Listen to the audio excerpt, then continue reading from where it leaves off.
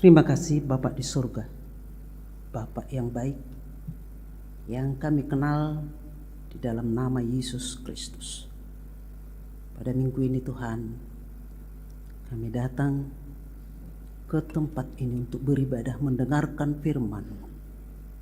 Berfirmanlah Engkau ya Bapa, sebab kami telah siap untuk melakukannya.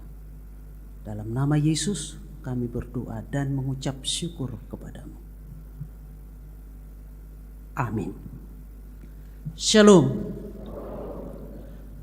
Adapun firman Tuhan untuk kita pagi hari ini diambil dari surat Hebrew pasal yang ke-5, dimulai dari ayat yang ke-5 sampai ayat yang ke-10. Demikian firman Tuhan. Demikian pula Kristus tidak memuliakan dirinya sendiri dengan menjadi imam besar, tetapi dimuliakan oleh Dia yang berfirman kepadanya, "Anakku engkau telah kuperanakkan pada hari ini." Sebagaimana firman-Nya dalam satu nas lain, "Engkau adalah imam untuk selama-lamanya menurut peraturan Melkisedek." Dalam hidupnya sebagai manusia, Ia telah mempersembahkan doa dan permohonan dengan ratap tangis dan keluh kepada Dia yang sanggup menyelamatkannya dari maut, dan karena kesalehannya Ia telah didengarkan. Dan sekalipun Ia adalah anak, Ia telah belajar menjadi taat dari apa yang telah dideritanya. Dan sesudah Ia mencapai kesempurnaannya, Ia menjadi pokok keselamatan yang abadi bagi semua orang yang taat kepadanya. Dan Ia dipanggil menjadi imam besar oleh Allah menurut peraturan Melkisedek. Demikian firman Tuhan. Judika, berilah keadilan kepadaku ya Allah. Kenapa begitu penting keadilan bagi pemazmur? Karena memang dia merasa tertekan di dalam hidupnya. Dia merasakan banyak tantangan yang menghadang dia di sepanjang perjalanannya. Oleh sebab itu, dia berseru kepada Allah, "Berilah keadilan kepadaku ya Allah, supaya tantangan dan musuhku boleh menjauh dari aku." Saudara yang dikasihi oleh Yesus Kristus, setiap orang pasti pernah mengalami pergumulan dalam hidupnya, termasuk kita yang ada di gereja ini. Dan pergumulan kita semuanya tidak sama. Tak sarupa akka penderitatta, tak sarupa pergumulatta. Ada pergumulan karena pekerjaan, pergumulan karena ekonomi semakin terpuruk, ada pergumulan karena sakit yang berkepanjangan, yang sampai menahun, terus dia terbaring di tempat tidur. Juga ada pergumulan dari antara orang tua karena anak-anak yang tidak taat untuk nasihat-nasihatnya. Hanya satu pergumulan yang dirasakan seluruh dunia, sarupa sudi pergumulan ini, ima nasasadon COVID-19 sudido mengalami. Bukan hanya gereja, bukan hanya negara, bangsa, semua lapisan masyarakat. Anak-anak, remaja, naposo, orang tua, lansia. Yang paling menyakitkan ialah sekolah minggu.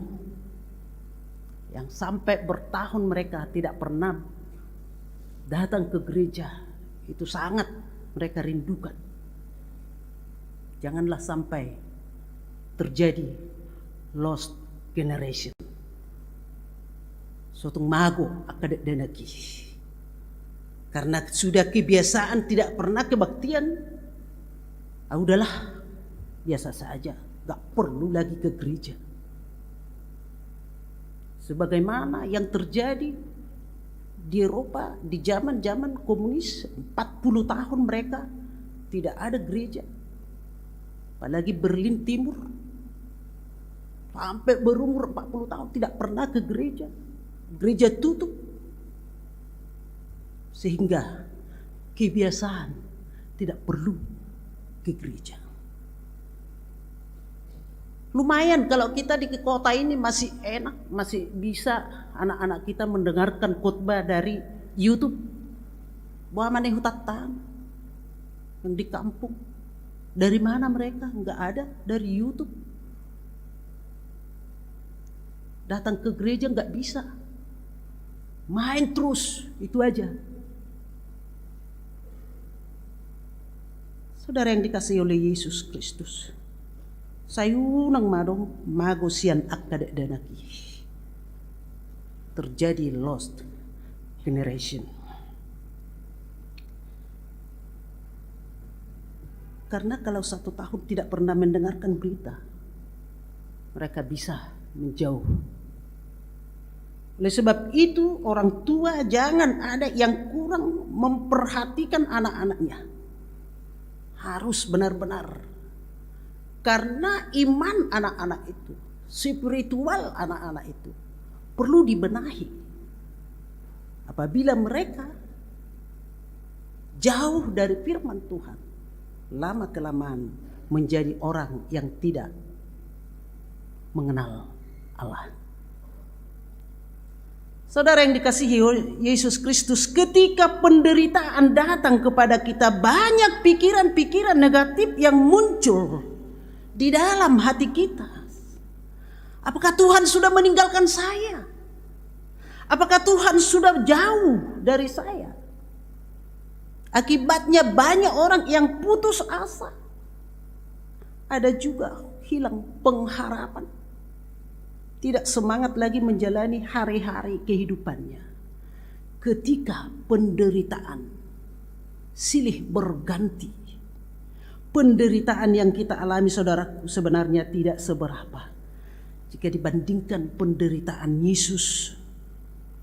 Penderitaan Tuhan kita yang mulia menjadi hina, dihukum bukan karena kesalahannya, harus menderita, menanggung dosa-dosa kita. Jadi penderitaan yang kita alami tidak seberapa dibandingkan dengan penderitaan yang dialami Tuhan Yesus. Itulah alasan daripada penulis Ibrani ini. Karena mereka yang percaya goncang imannya karena penderitaan. Bagaimana supaya kokoh iman mereka? Itulah yang diberikan pada saat ini. Agar mereka jangan semakin menjauh dari apa yang sudah mereka dengar tentang Yesus sebagai juru selamat manusia. Walaupun dia anak Allah, dia harus taat. Walaupun dia anak Allah, dia harus mau mendengar apa yang dikatakan oleh Allah Bapa kepada dia yang menyuruh dia. Dia harus mau, dia harus taat. Penderitaannya tidak sama dengan penderitaan yang kita alami, saudaraku. Karena penderitaan kita sering adalah karena kedagingan, ekonomi, kehidupan kita sehari-hari. Bukan karena iman. Yesus adalah imam besar yang sempurna, yang ditetapkan sampai selama-lamanya dan dia adalah yang menyelamatkan orang-orang yang berdosa. Dia adalah sebagai penyelamat yang melepaskan belenggu, yang melepaskan beban-beban, melepaskan semua kuk, memberikan kehidupan dan keselamatan yang kekal bagi kita. Yesus sebagai imam besar yang dipilih oleh Allah bukan hanya sebagai memohon pengampunan dosa, tetapi dia sendiri yang menjadi persembahan kurban. Pilihan pardengganan pasaehon sude dosa. Pilihan pardengganan meradupon debata. Marhite-hite hama matena di hau pinor silang. Dia melakukan itu karena dialah yang tidak berdosa. Dialah imam yang tidak berdosa. Dang merdosa ibana. Alai gabe dosa do ibana naso tu madda dosa. Asa gabe hanguluan disude halak naporsea dohot akka napina duana.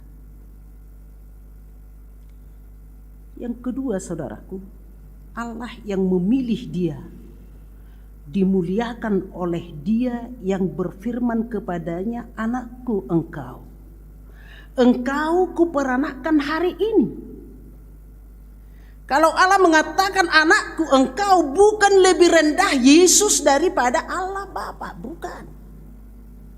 Bukan lebih rendah Yesus daripada Roh Kudus, bukan. Tetapi Allah Bapa, Yesus juga Roh Kudus sama. Kita mengerti di dalam iman. Tahapor siaidui di bagasan hapor siaon dohot todita. Tidak boleh kita memakai logika. Kenapa seperti itu? Hanya karena iman. Dia adalah imam selama-lamanya menurut peraturan Melkisedek.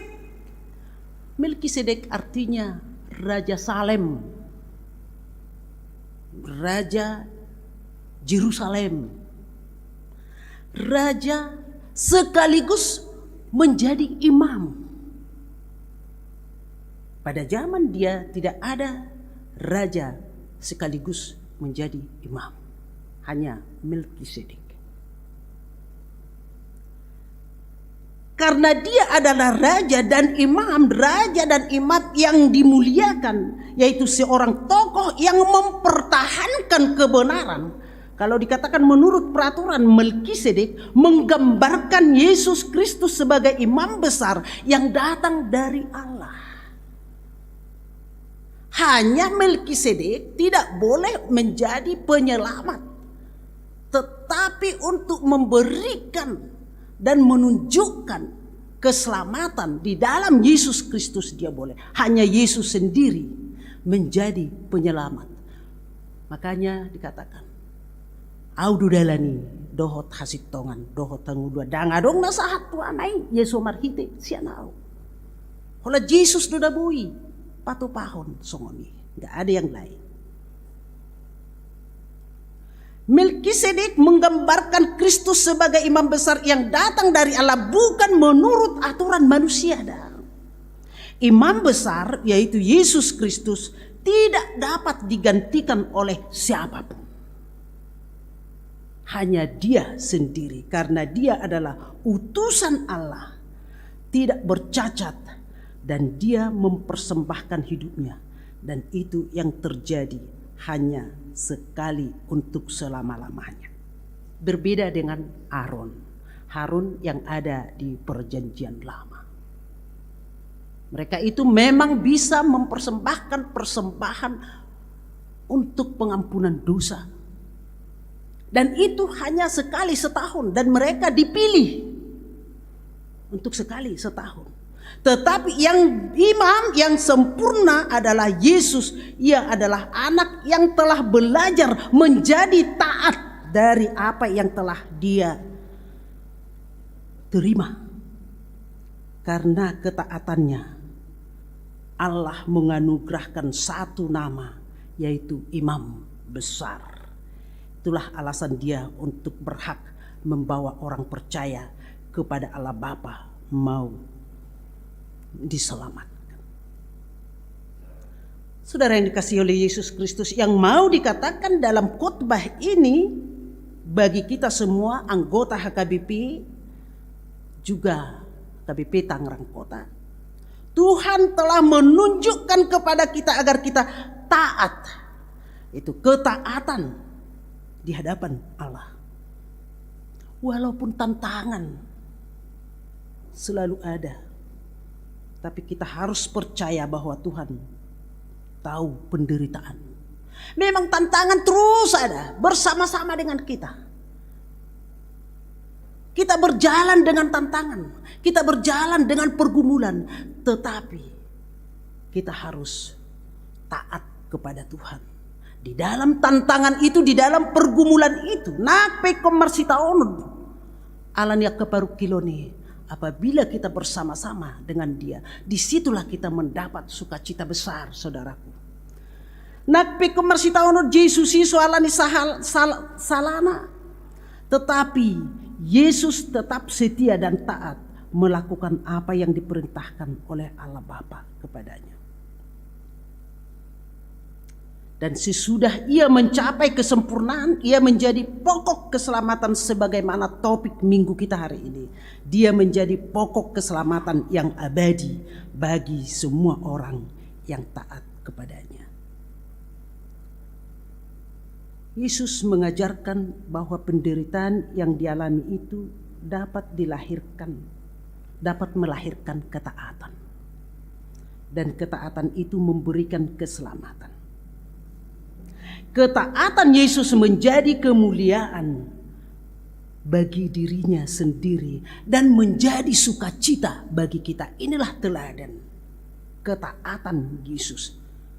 Nagabi pangului duibana. Pola tung ikon mate tersilang. Saudara yang dikasihi Yesus Kristus, banyak manusia di dunia ini yang tidak mau menderita karena orang lain. Banyak. Sedangkan penderitaannya sendiri pun kalau boleh secepatnya diselesaikan. Muluhat mulubui ini kata salpu penderitaan. Mencari jalan dan pertolongan kemana saja. Asal penderitaan cepat berakhir. Kadang jalan yang salah pun dicari. Asal penderitaan itu cepat berakhir. Negara petaho arga. Asal mah salpo penderitaan. Dan ada juga yang ingin selalu senang hidupnya, tidak mau bersusah payah, tidak taat kepada peraturan-peraturan yang berlaku. Apa yang dia mau itu aja lakukan saja. Nak pemaralui.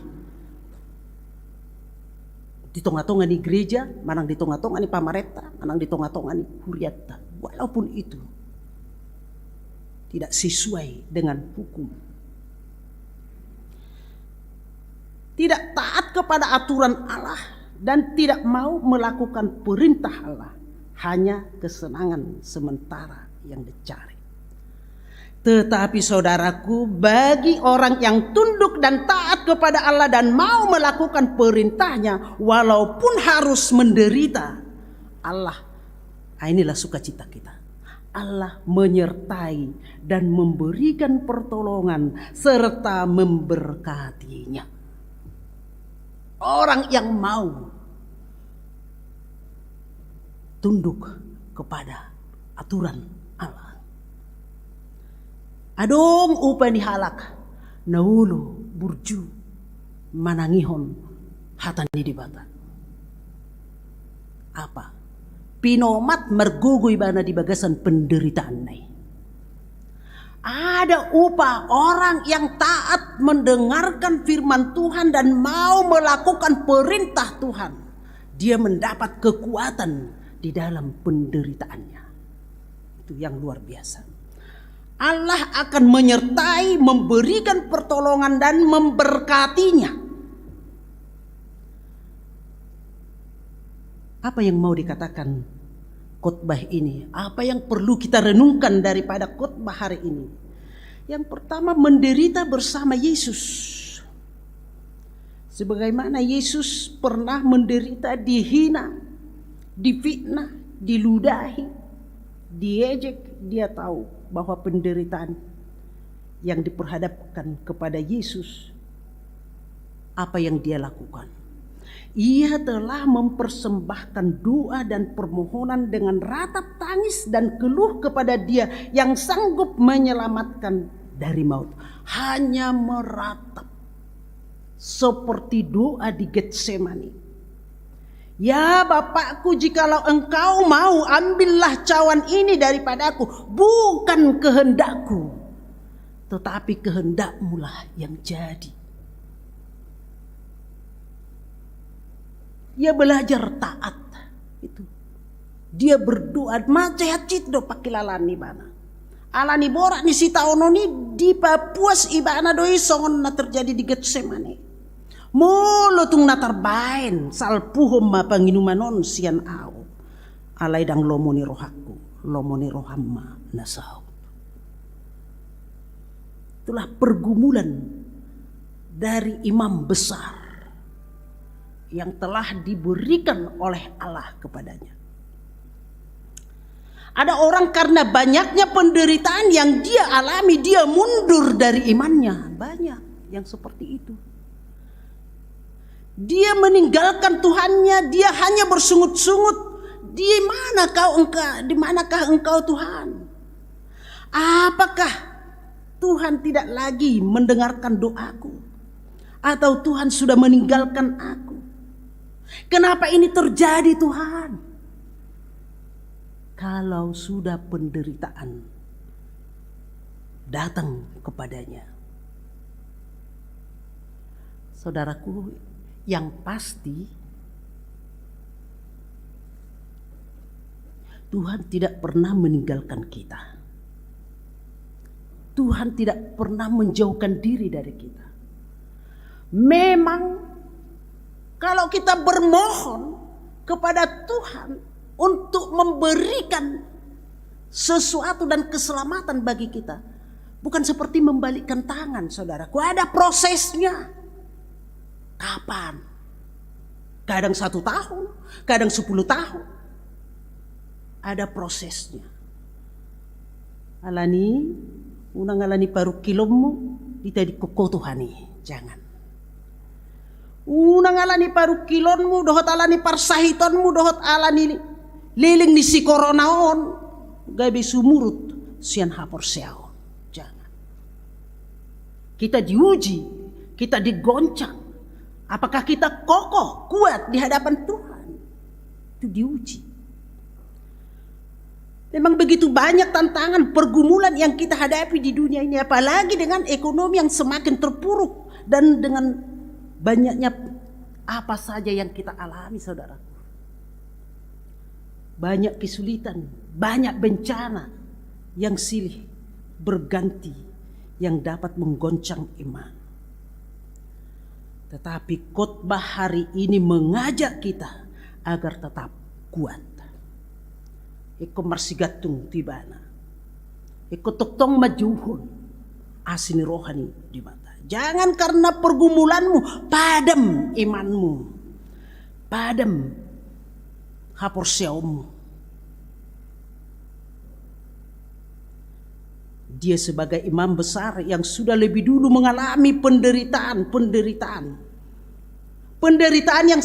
yang kita alami adalah sangat kecil, tidak ada apa-apanya. Maceo tigui taksa diai pergumulan tai, taksa diai dibanding penderitaan Yesus yang menyelamatkan kita. Yang terakhir, saudaraku, di zaman ini kita diajari harus tunduk kepada Allah sebagaimana Yesus taat kepada Allah. Dia rela berkorban demi umat manusia. Kita juga harus tunduk dan taat kepada Allah melakukan firman-Nya, mendengarkan dan memuji Dia. Kita juga harus tunduk dan taat kepada orang tua yang telah membesarkan kita, yang memberikan kita hidup, nafkah dan lain-lain sebagainya. Kita harus tunduk, menghormati, menghargai mereka. Karena setiap orang yang taat dan mau menghargai perintah Allah tidak pernah menyia-nyiakan orang tuanya ataupun saudara-saudaranya. Akahalak na porsia jala pangului di Tuhan Yesus dak kiai mga bolok pun natoras na dohot akahanggina dak kiai. Orang yang tidak beriman, mereka itulah yang tidak peduli kepada orang tua dan saudara-saudaranya.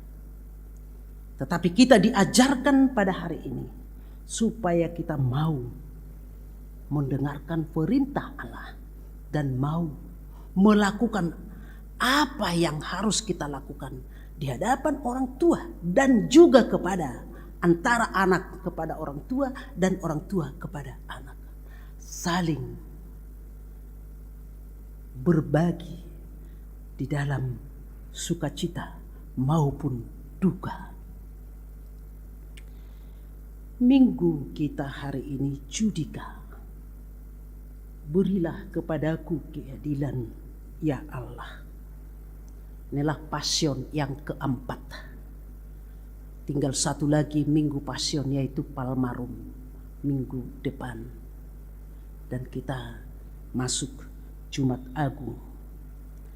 Kita harus benar-benar merenungkan pengorbanan Yesus.